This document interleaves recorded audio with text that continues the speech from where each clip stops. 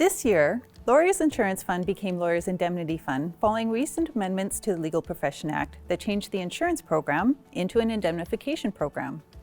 Be assured that LIF will continue to handle claims, take calls, and reply to advance rulings and email inquiries, just as it always has. Your 2020 policy covers 3 types of risks: professional negligence, trust protection for theft by a lawyer, and trust shortage liability arising from social engineering fraud or reliance on fraudulent certified checks.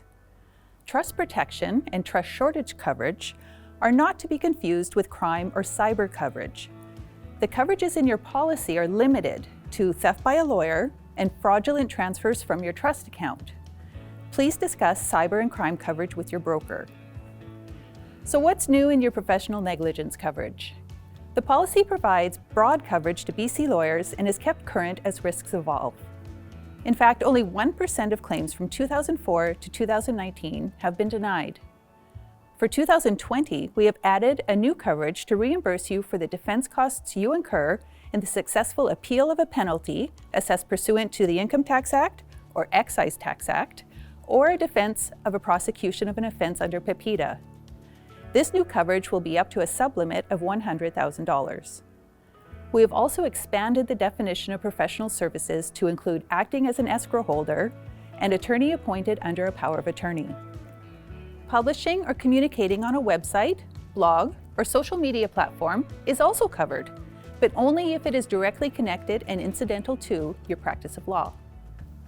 Some risks that are not part of professional negligence coverage have been clarified. Mortgage brokering services have never been the practice of law, and the policy now explicitly states that mortgage brokering services are not professional services. Voluntarily undertaken contractual obligations are not covered. We have added an exclusion for liability assumed under contract where there has been no error or omission. The policy continues to exclude liability for risks of injury or property damage, commonly covered under a commercial general liability or CGL policy.